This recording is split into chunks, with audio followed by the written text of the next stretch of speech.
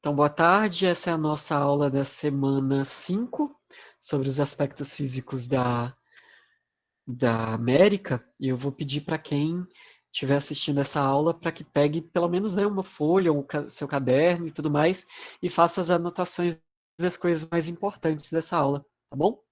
E quem tiver alguma dúvida também, coloca no chat ou abre o microfone, que aí o professor, como eu vou estar vendo o slide, fica mais fácil se vocês abrirem o microfone e perguntarem, ok? Vamos lá? Uma das coisas mais importantes que a gente vai iniciar falando é sobre a questão do clima.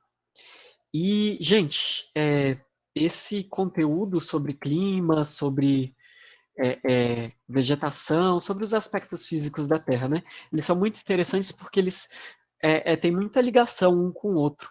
Por exemplo, clima e vegetação são coisas que elas são totalmente ligadas umas às outras. Porque se a gente for perceber a vegetação de um lugar, com certeza a gente também tem que olhar para o clima daquele lugar, porque o clima ele vai interferir na vegetação, assim como a vegetação até pode acabar interferindo no clima. Como assim, professor? Se a gente pegar, por exemplo, vários tipos de vegetações no mundo, né? Por exemplo, a floresta amazônica. A gente sabe que a floresta amazônica ela está num lugar muito quente e num lugar muito úmido. Por isso que a floresta é muito grande, muito cheia de umidade, né? As temperaturas são lá em cima. Então, tudo isso favorece com que a vegetação dessa floresta cresça, né? Muito. As folhas são enormes, as plantas são enormes e tudo mais. Se a gente for pegar um lugar mais seco, sem muita umidade, ou um lugar muito frio, a gente vai ver que o tipo de vegetação vai mudar. Então, clima e vegetação vai ter essa questão de um depender do outro, né? E a variação desse clima, por exemplo, com certeza pode interferir na variação desse tipo de vegetação. Então, se a gente pegar aqui o slide, ó, o clima obedece a um delicado equilíbrio entre alguns elementos naturais: temperatura, atmosfera, né, onde estão os principais gases, né, onde a gente respira e tudo mais, onde a gente está, inclusive, né, a incidência da luz solar. O que isso quer dizer, professor? Quer dizer, gente, que a gente tem o planeta Terra, ó, meu globo como é bonitinho. E aí, se a gente tem o planeta Terra, e aí a gente vai ver que a luz solar, quando ela bate na Terra, ela vai bater com mais intensidade na região tropical, que é aquela região que fica entre o Trópico de Câncer e o Trópico de Capricórnio, que essa é a parte mais quente do planeta. Inclusive o nosso país, né, o Brasil, está dentro dela, né, a maior parte do Brasil está dentro dela. Só uma pequena partezinha do sul e sudeste está fora dessa área tropical. E aí, as outras áreas que a gente tem no planeta recebem com menos intensidade essa luz solar. E isso vai interferir certamente no clima dessas regiões. Então, a gente tem três zonas climáticas na Terra: a zona tropical ou intertropical, qualquer um desses nomes dá certo, tá? A gente tem uma outra que é a zona temperada, aí tem a temperada do norte e a temperada do sul, e a gente tem as regiões polares, as zonas polares, que são as zonas que ficam nos polos, né? Então, quanto mais afastado da linha do Equador, que é aquela linha imaginária que corta a Terra ao meio, quanto mais afastado dela, mais frio, ou seja, a linha do Equador, a região da linha do Equador é onde chega com mais intensidade os raios solares. Né? Isso vai interferir muito no clima. Tanto é que a nossa floresta amazônica, a linha do Equador passa exatamente em cima dela. Por isso que a floresta amazônica é tão quente, né? E tão úmida. Ok? Altitude, uma coisa muito importante também que a gente vai ver com relação ao clima. Com o passar dos slides, vocês vão ver. Quanto maior a altitude de um lugar, menor é a temperatura. A gente vai ver umas imagens, tá? Rapidão. A distância do Sol, né? Então, quanto mais distante do Sol, isso vai interferir no clima da Terra também. A pressão atmosférica, né? A umidade do ar, né? A gente pode ver, por exemplo, que Brasília, nesse momento, Distrito Federal, tem uma umidade muito baixa para o período do ano, né? No verão a umidade aumenta, então isso vai interferir no nosso clima também, tá? E precipitação. O que é precipitação, professor? Precipitação é a mesma coisa que chuva, ok? Precipitação é a mesma coisa que chuva. Então, esses são alguns dos elementos mais importantes que estão em volta do clima. Então, o que é o clima? Deixa eu pegar a caneta aqui. O que é o clima? Clima é a condição mais duradoura em que se encontram e ocorrem os fenômenos atmosféricos. Quando a gente está estudando o clima, a gente tem que diferenciar clima e tempo. São duas coisas diferentes. Clima é quando a gente tem um espaço de tempo muito grande, né? Por exemplo, quando a gente fala o clima de Brasília é um clima tropical continental. Esse é o nosso clima. Ele sempre vai ser assim, né? Então a gente vai ter no verão, né? A gente vai ter duas estações bem fortes, bem definidas no Distrito Federal, por exemplo, que é um verão quente e chuvoso, uma estação quente e chuvosa, e uma estação fria e seca. A fria e seca é exatamente essa que a gente está vivendo agora. Isso é o nosso clima. Agora, quando eu falo, gente, o tempo hoje está meio quente, ou está meio frio, ou está meio chuvoso. Isso é o estado atual. Então, quando a gente fala previsão do tempo, é porque a previsão do tempo daquele dia, o espaço de tempo é muito curto. Agora, quando eu falo de clima, o clima ele é mais duradouro. O clima de Brasília, do Distrito Federal, para ele mudar, ele vai demorar, sei lá, milhões de anos para poder mudar.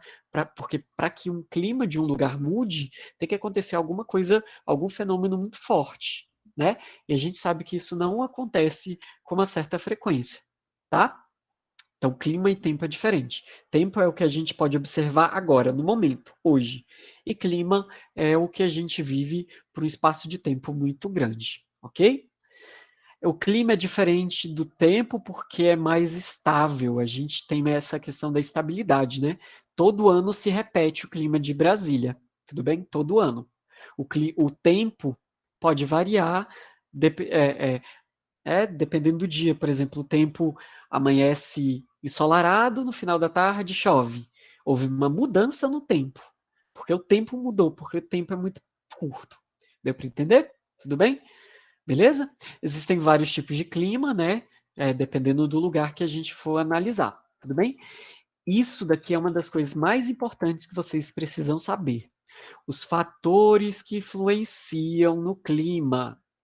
Quem quiser anotar, quem quiser tirar print, essa é a hora. É uma das coisas mais importantes que vocês precisam saber. A gente tem vários fatores. Os mais importantes vão estar aqui agora. Ó. Latitude. O que é latitude? A gente tem duas linhas. A latitude, que são as linhas deitadas, e a longitude, que são as linhas em pé, na vertical. O que a gente está falando agora são as linhas da horizontal, que é a latitude, tá? Para que serve as linhas na vertical, a longitude? Serve apenas para a gente definir a hora de um lugar. Então, dependendo do lugar onde a gente for analisar, essas linhas em pé que está aqui no mapa, ó, essas linhas aqui, são as linhas longitudinais, ok? Que tem como principal o meridiano de Greenwich, tá? Define apenas as horas. O que a gente está falando agora é de latitude. A linha mais importante é essa aqui, ó, a linha do Equador. São aquelas linhas deitadas aqui, ó, tá? Então essas linhas é que são a latitude e ela vai ser muito importante para a gente definir o clima de um lugar. Olha só, latitude é a distância em graus de um ponto qualquer da superfície terrestre em relação ao Equador. Olha para o mapa, rapidinho. A gente tem esse ponto aqui no Brasil, que eu fiz aqui, ó, esse ponto aqui em vermelho, e tenho esse ponto aqui lá no Canadá. Só de olhar para esse mapa, a gente pode, se eu perguntar, gente, o ponto 1 é esse aqui e o ponto 2 é esse aqui. Qual é o ponto, né, a cidade mais quente? O ponto 1 ou o ponto 2? O que vocês acham? Respondam aí no chat. Ponto 1 ou ponto 2, qual é o mais quente? E por quê? Quem acha que é o 1 e quem acha que é o 2? E aí? Qual é o ponto mais quente e qual é o ponto mais frio? 2, 1? Qual o ponto mais Dois. quente? Porque tá mais perto da linha do Equador. Exatamente. Quanto mais próximo da linha do Equador, mais quente. Lembra que eu tinha falado? Porque os raios solares chegam primeiro e com maior intensidade na linha do Equador. Quanto mais distante, né, menor a temperatura. Então, o Canadá ele está mais afastado do Equador. O ponto 1 ele está mais próximo. Então, com certeza, o ponto 1 é o ponto mais quente. Tudo bem? Então, todas as cidades que estão mais próximas da linha do Equador têm um clima mais quente. Então, por isso que a latitude interfere tanto. Né? E isso a gente vai ver, como a gente está falando de América, nosso continente americano vai desde o Polo Norte até pertinho do Polo Sul, né? Então, assim, a gente tem um continente que vai pegar quase todas as zonas climáticas. E por isso que a gente precisa saber da latitude, porque dependendo do lugar, o clima vai mudar, ok? Aqui, ó, áreas mais próximas do Equador são mais quentes e áreas de regiões polares são mais o quê? Mais frias, porque são mais afastadas do Equador, ok? Tudo bem? As mais próximas do Equador têm mais a quantidade, né, maior de chuva e as regiões mais afastadas do Equador, principalmente as polares, têm a menor quantidade de chuva. Na verdade, a precipitação lá é em forma de neve, né? Porque como o clima é muito frio, não vai chover, vai nevar. Tudo bem? Altitude, outro ponto muito importante, outro fator muito importante, ok? Olha essa imagem aqui de uma montanha, ok? Olha, ela é bastante alta e tudo mais, ok. Gente, onde é que tem neve nela? Na parte superior, em cima, ou na parte inferior, de baixo? Qual é a parte mais fria? O que vocês acham? A parte de cima ou a parte de baixo?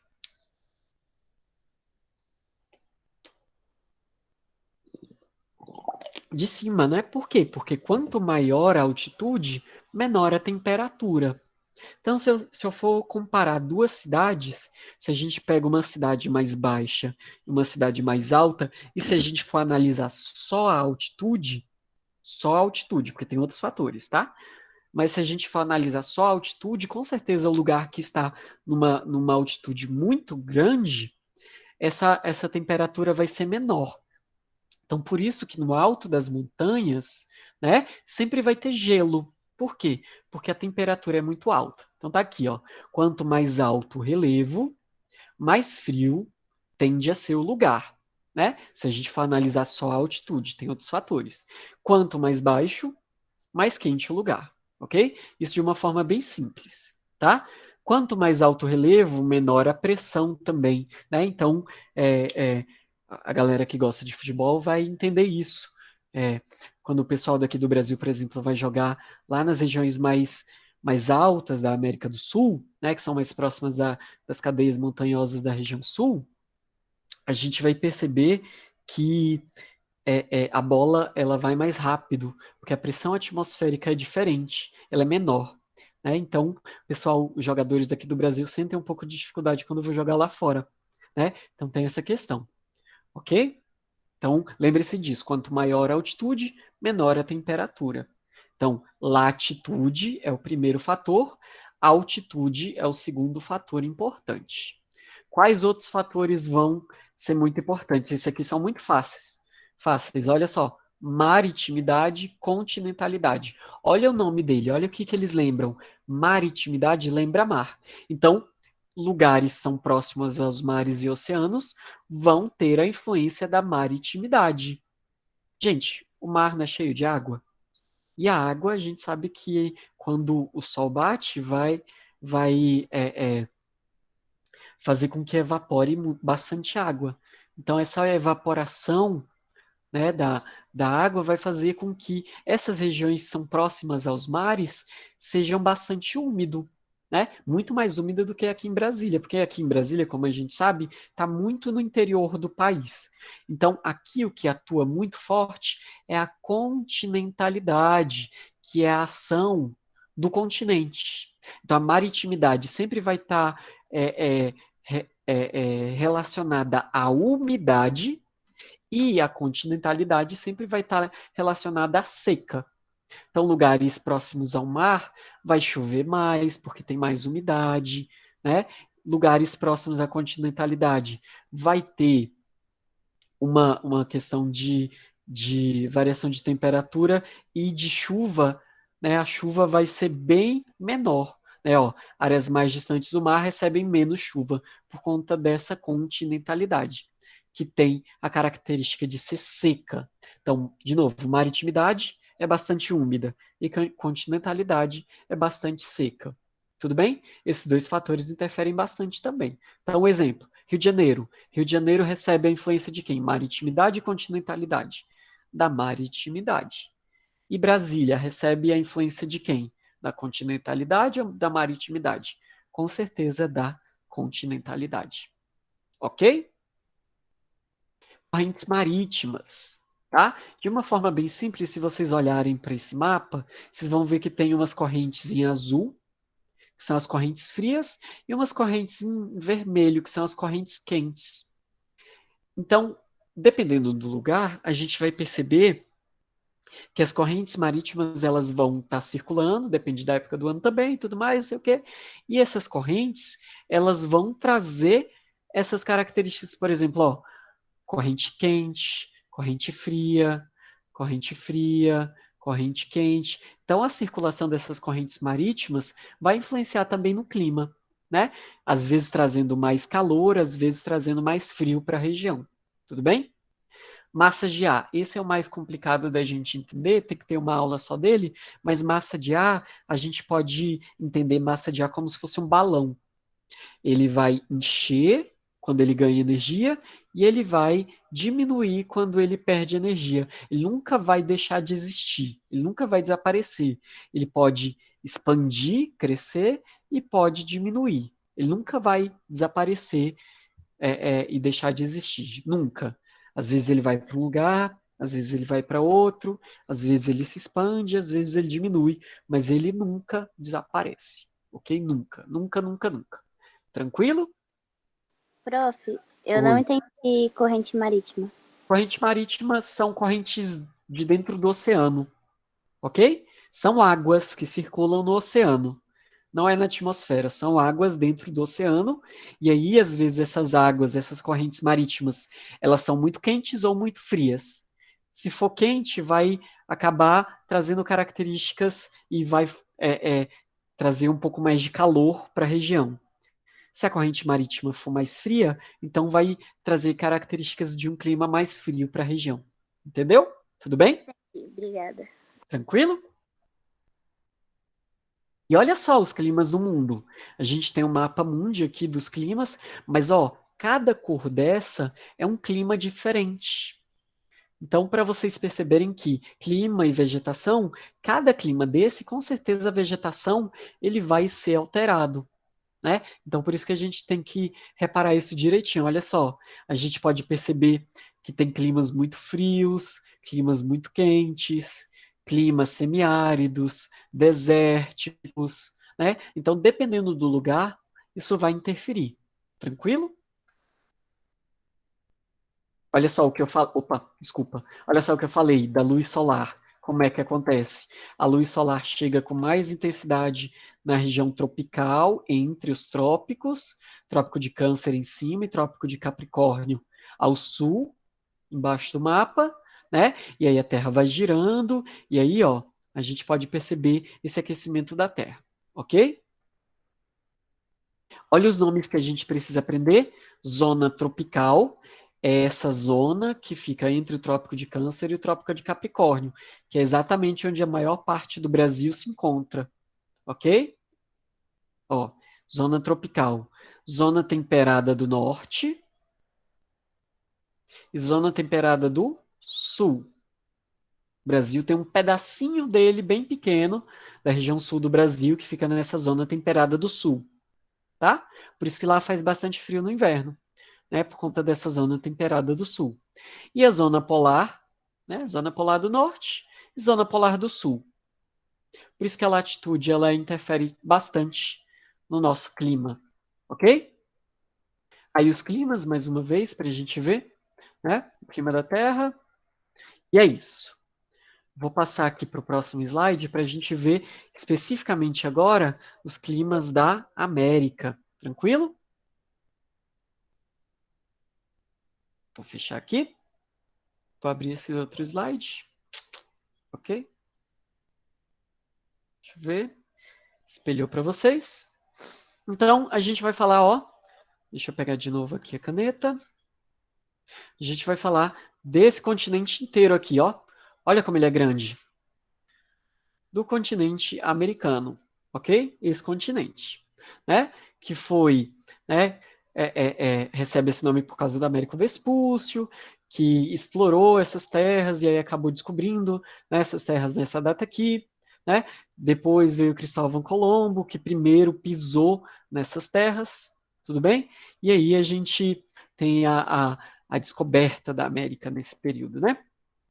E aí, algumas características. Olha só, o continente americano se destaca pela sua grande extensão de norte a sul. Então, vai, ó, do Polo Norte, passa aqui pela região tropical e vai quase lá no Polo Sul. É muito grande, continente gigantesco. Aproximadamente 15 milhões de quilômetros. É muita coisa, né? É o segundo maior continente do mundo, ocupando 42 mil quilômetros quadrados, cerca de 8% da área terrestre e 28% das terras emersas do planeta, tá? É banhado ao norte pelo Oceano Ártico, Glacial Ártico, que é esse oceano aqui. Não, desculpa, esse oceano aqui, perdão. É esse oceano aqui, ok? Oceano Glacial Ártico. E a leste, pelo Oceano Atlântico, que é esse oceano aqui, que é o que banha o Brasil. E o Oceano Pacífico, que é esse oceano que banha este lado da América. Então, o continente americano é banhado por três oceanos: o Ártico, né, ao norte, o Atlântico, aqui, e o Pacífico, deste outro lado. O Brasil assim, é banhado apenas por um, né? O Brasil é banhado apenas pelo Oceano Atlântico. Tranquilo? Continente americano e suas características. Então, olha só, o continente americano é cortado por quatro paralelos principais, o Círculo Polar Ártico aqui, ó, olha onde a caneta está passando. Círculo Polar Ártico, ao norte, a gente tem o Trópico de Câncer, cortando aqui os países do Caribe, o México, a América Central, o Equador, que corta o Brasil e outros países da América do Sul, e o Trópico de Capricórnio aqui, ó. A gente não chega, né, a cortar aqui pelo Círculo Polar Antártico, tá vendo? Não chega nessa região, tá vendo? Por isso que a gente só tem essas outras linhas aqui importantes, ok? Tranquilo? Ocupa terras do hemisfério norte, sul e oeste, ok? O continente americano apresenta três grandes cadeias de montanhas, né? Grandes rios, a gente vai ver isso, diversos tipos de clima e grande variedade de paisagens naturais, é o que a gente vai ver nesse slide e nessa aula de hoje. Um segundo. Então vamos lá. Oeste, que é a parte ocidental, né? Cabo Príncipe, tá, aqui são os pontos extremos, né? Não é tão importante para a gente, mas só em questão de curiosidade mesmo, né? Os pontos extremos do nosso continente, tá? Ao norte, ao sul, a leste e oeste, tá? Os pontos mais extremos do nosso continente. E aí a divisão, olha só que importante isso daqui para a gente, hein? Em razão das características físicas, o continente americano pode ser dividido em América do Sul. O que é a América do Sul? Que está em amarelo. Isso aqui tudo é América do Sul. América do Norte, o que é a América do Norte? Aqui, ó, México, Estados Unidos e Canadá. E a América Central, o que é a América Central? Esses países aqui do Caribe, que a gente chama, né? Que tem aquelas águas lindas, azuis, né? O povo gosta de fazer filme lá e tudo mais. É essa divisão que a gente tem, tá? Existe uma outra divisão também, tá? Que é a divisão entre América Latina, que vai pegar o México e todos os outros países da América do Sul, e América Central, então é América Latina e América Anglo-Saxônica, né? Dos países que falam inglês aqui, ó. que é apenas a América, os Estados Unidos e o Canadá. Ok? Então, existem essas divisões, América do Norte, América Central e América do Sul, e América Latina, que são os latinos que a gente chama, e América Anglo-Saxônica, ok? Essa divisão que a gente tem que guardar no nosso coração, ok? Aqui a gente pode ver mais detalhado, né, América do Norte, e olha só, a gente já começa a ver o relevo dessa região. Em verde são as regiões mais baixas. Então, a gente pode perceber que o litoral, ó, são as regiões mais baixas, que a gente chama de planície. São os relevos de planície, ok? Essas regiões aqui, ó, em verde, são as planícies, ó. Essas regiões aqui são as planícies. Quanto mais escuro for ficando, né?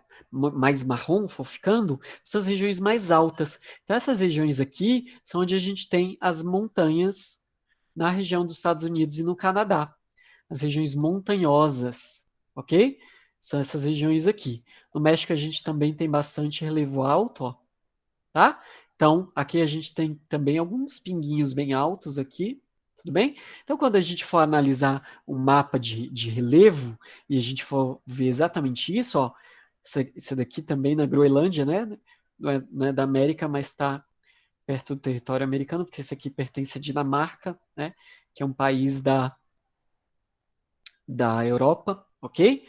Então, quanto mais escuro for a parte do mapa, mais alto é o relevo, né? E a gente sabe que quanto maior a altitude, menor a temperatura. Tudo bem? Então, essa é a primeira característica que a gente pode perceber aqui.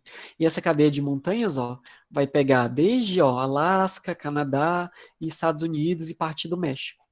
Tudo bem? Aqui o mapa da América Central, né?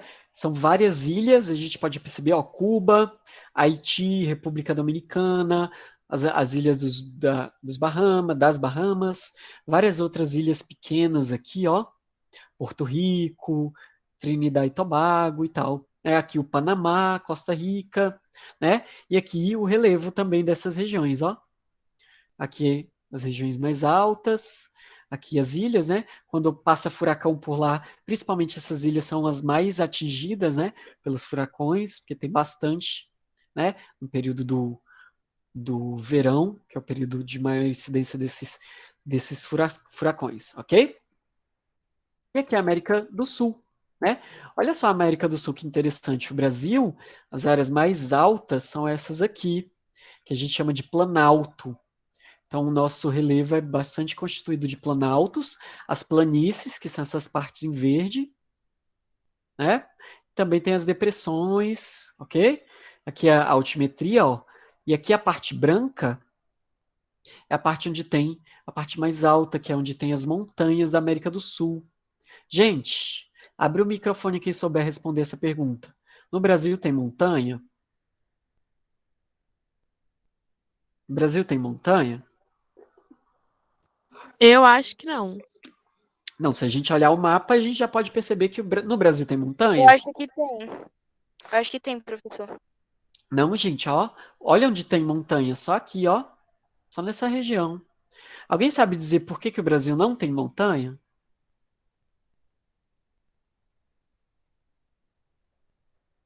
No Brasil não tem montanha. A gente tem morro, a gente tem serra, a gente tem chapada, mas no Brasil não tem montanha.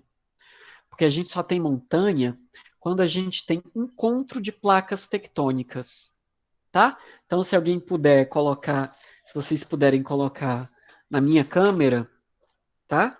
Coloquem na minha câmera para vocês entenderem a explicação. Vejam a minha câmera agora, tá? Eu não vou tirar o slide agora, não. Então, olha só. Faz de conta que a gente tem duas placas tectônicas aqui, né? E aí, quando tem o encontro de duas placas tectônicas, elas começam a erguer uma na outra, uma entra debaixo da outra e tudo mais.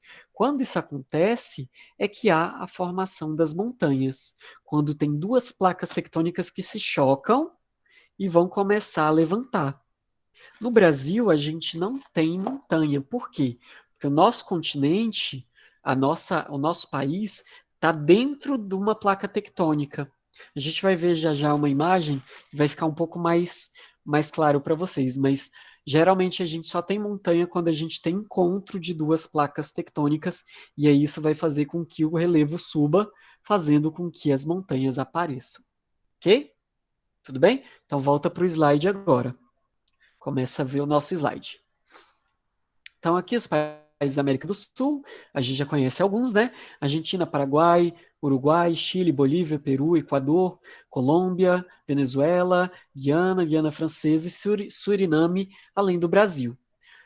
Detalhe: Chile e Equador não fazem divisa com o Brasil, ok? São os únicos dois países da América do Sul que não fazem divisa com o Brasil. Tranquilo? Aqui uma curiosidade, né, sobre as ilhas, a gente não vai falar disso. Continente americano e suas origens geológicas. Agora vocês vão entender a respeito das montanhas. Olha só, o continente americano, como os demais continentes, originou-se a partir da divisão das terras da Pangeia 65 milhões de anos atrás. Antigamente a gente tinha um continente só, que era a Pangeia, e aí depois a Pangeia começou a se dividir e os continentes começaram a se separar, por isso que a gente tem vários e vários continentes hoje. Mas antigamente era só um continente só, que a gente chamava de Pangeia, ok? Estudos indicam que a América do Sul esteve unida à África por causa de um encaixe perfeito dos seus litorais e por fósseis datados do mesmo período encontrados. Então, se a gente for pegar o desenho da África e o desenho do Brasil, se a gente fosse encaixar que nem um quebra-cabeça, os desenhos são muito parecidos. Então, isso é um indício muito importante que levaram a constatar, depois de muitas pesquisas, que dizem que a América do Sul, o Brasil, né, e o continente africano um dia já foram unidos e que depois começaram a se separar, ok? Geomorfologia do continente americano. O relevo das Américas é constituído de bacias sedimentares, né, por onde vai se depositar bastante areia, bastante sedimento, né, os escudos cristalinos, como no caso daqui da América do Sul, é onde a gente tem o nosso Planalto Central, por exemplo, e as cadeias de montanhas, que foram aquelas que eu falei do encontro de placas tectônicas, que são essas cadeias aqui, ok? Aqui, ó, na costa oeste ou na costa ocidental do continente, tanto ao norte quanto ao sul, observamos presença de cadeia de montanha. Quando a gente fala de cadeia de montanha, são as nossas montanhas, né? Na porção sul-americana, forma as Cordilheira dos Andes, é o nome das montanhas que tem aqui, né? Várias montanhas formam a Cordilheira dos Andes, ok? Que se posicionou entre a placa de Nazca e a placa sul-americana, tá? Que foi onde teve o encontro dessas placas tectônicas. Se não tiver nesse slide, já eu mostro para vocês como isso aconteceu, ok? Na porção norte-americana, formam acidentes geográficos como as Montanhas Rochosas no Canadá e Estados Unidos e a Serra Madre no México, né, que são as partes mais altas da América do Norte, oriundo do choque entre a placa norte-americana e a placa de Juan de Fuca. Depois a gente vai ver se tem essas imagens. Aqui, ó, olha só as placas tectônicas que eu falei para vocês. Cada região está dentro de uma placa tectônica, tá vendo? Olha a placa africana, o tamanho dela. Olha como ela é gigantesca, né? Gigantesca. Olha a placa euroasiática. Enorme também aqui, ó. Olha o tamanho dessa placa. E a placa sul-americana é essa aqui, ó. Que está bem aqui. Então a placa sul-americana está se afastando da placa africana, mas ela está se encontrando, está se chocando com a placa de Nazca. Ela está fazendo isso aqui, ó, se chocando. Quando ela se choca, ela forma as montanhas. E aí, ó, a gente tem outro encontro aqui, tudo bem? Essa placa gigantesca aqui da América do Norte está se encontrando aqui com outras placas tectônicas aqui, ó. E aí, por isso que a gente tem vários encontros de placa, e aí tem a formação das montanhas nesse território, ok? As montanhas mais altas do mundo estão aqui, ó, entre a placa indiana e a placa euroasiática, formando o que a gente chama do Monte Everest, do Himalaia, né? A cadeia do Himalaia lá, que são as maiores montanhas do mundo. Estão nessa região aqui, ó. Ok? Entre a Índia e a China, naquela região ali. São as maiores montanhas do mundo. Tranquilo? Beleza?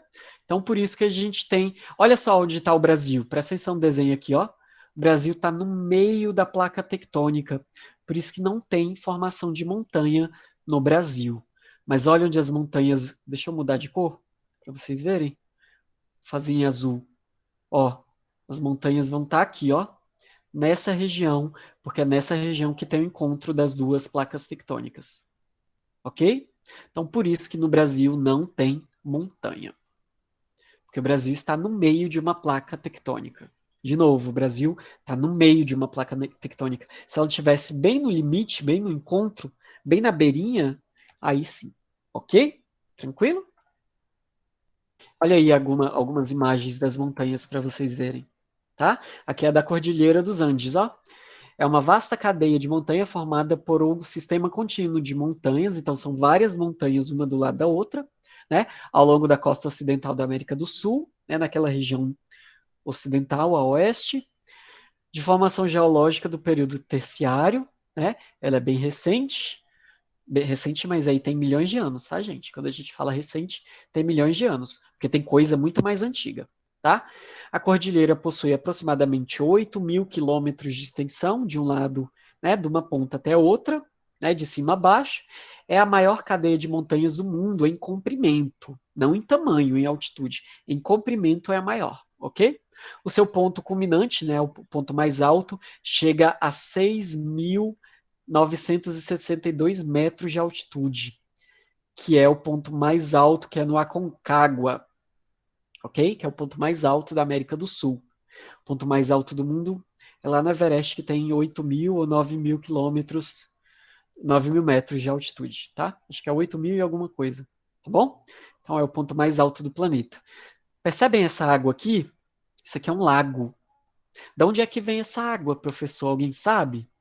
A água vem, por exemplo, quando é verão, quando, né, o período mais quente, o gelo, ele se derrete. E aí ele vira o quê? Água. Então esse gelo vai derretendo e ele vai se depositando em um lugar, formando os lagos. Então, sempre que a gente tem formação de montanha, a gente tem vários lagos aqui próximo a eles, que é fruto desse gelo que vai derretendo dessas montanhas. Tranquilo? Aqui, ó, olha o tamanho, a Cordilheira dos Andes aí, é gigantesco, gente. Deve ser uma paisagem linda, assim, voar, né, eu tenho medo de voar de avião, mas deve ser uma paisagem maravilhosa ver de cima, né, do avião, deve ser maravilhoso, tá? Aqui sobre o Brasil, a gente tem o Planalto Brasileiro, Planalto das Guianas, né, o Planalto da Patagônia, né, que são formações muito antigas, mais antigas do que as montanhas, ok? A Cordilheira dos Apalaches, que esculpiram um monumento em homenagem aos primeiros presidentes dos Estados Unidos, e aí a gente, né, tem essa escultura lá nos Estados Unidos, ok? Na região central do continente encontra-se cadeias montanhosas jovens. E a gente vai ver aqui, né, algumas paisagens. Aqui o Grande Buraco Azul que acontece, que a gente encontra lá na América Central também, né? Fruto aí dessa, é como se fosse uma caverna. Tudo bem? Climas, agora a questão dos climas da América como um todo, né? Não só da América do Sul.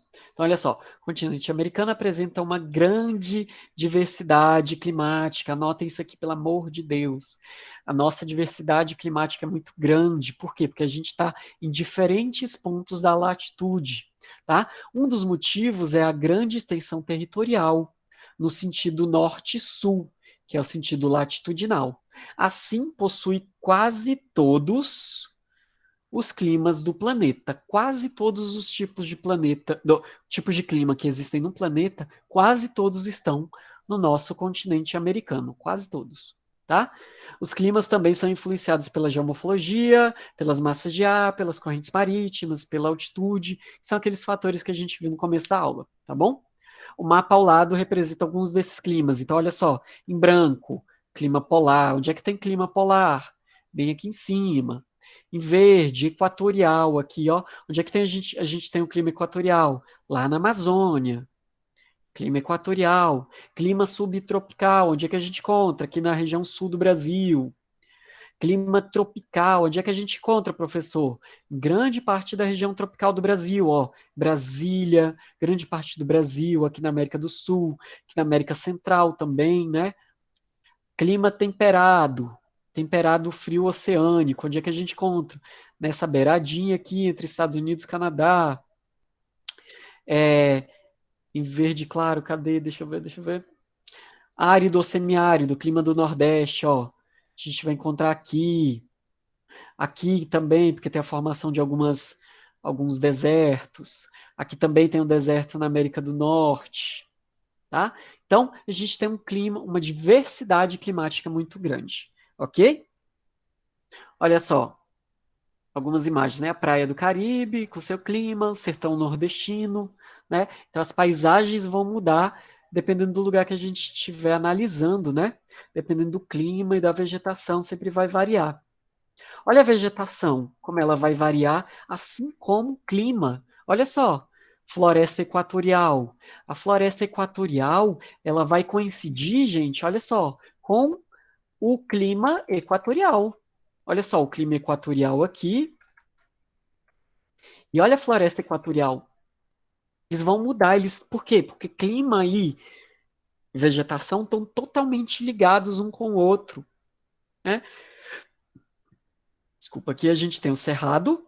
Olha só nossa vegetação nativa aqui de Brasília, por exemplo. A caatinga, que é a vegetação nativa do Nordeste, que vai coincidir com o clima semiárido que a gente viu no slide anterior. Né? Então, os climas e as vegetações, elas vão variar. Aqui, ó, a tundra, que é a vegetação muito é adaptada a climas polares, muito frios, floresta boreal, né, que é uma floresta adaptada a clima frio também, a pradaria, né, floresta temperada, a gente tem aqui a floresta temperada, nessa região aqui, são os pinheiros, né, floresta temperada aqui no Brasil também, na região sul do Brasil, aqui floresta tropical, que é a Mata Atlântica, né? Então, dependendo do lugar que o clima for mudar, com certeza a vegetação vai mudar também. Então, isso tem cheiro de atividade, das questões de atividade. Ok? Presta atenção nisso. Aqui algumas características, tá? A tundra, ela se localiza no extremo norte, a gente viu aqui, ó, no extremo norte, aqui a tundra, ok? Onde predomina o clima polar. Suas características são de vegetação bem baixinha, ok? Composta por musgos, líquens e tudo mais, floresta boreal ou taiga, né? São climas frios e apresenta pouca variedade de espécies, basicamente o pinheiro, né? Onde é que tem, professor? É aqui, ó, nessas regiões aqui, ó, floresta boreal, que é essas regiões aqui, ok? Floresta temperada, acontece em clima temperado úmido, né? Suas árvores eliminam folhas no outono e no inverno, por isso são chamadas de folhas caducifólias, porque folhas caducas, que as folhas vão cair no inverno, ok? Quer dizer que as folhas caem, olha só. É uma floresta com característica da região oeste da América do Norte e também ocorre aqui no Chile e na América do Sul também, tá? Vegetação desértica ocorre no clima árido e semiárido, aqui como a gente viu, ó, na Caatinga, por exemplo, aqui nesse deserto aqui dos Estados Unidos, aqui no deserto do Atacama, na região sul da América do Sul, ok? São climas desérticos. Ó, no Brasil, o nome recebe de Caatinga, ok? São climas desérticos ou semiáridos, ok? A vegetação de pradaria, típica da região de clima temperado, né? Que é essa, perdão, deixa eu só mostrar para vocês aqui, que é essa região aqui dos Pampas, ó. Aqui, as pradarias aqui, ó. Tá bom? E aí, agora ó, umas imagens para vocês. A tundra.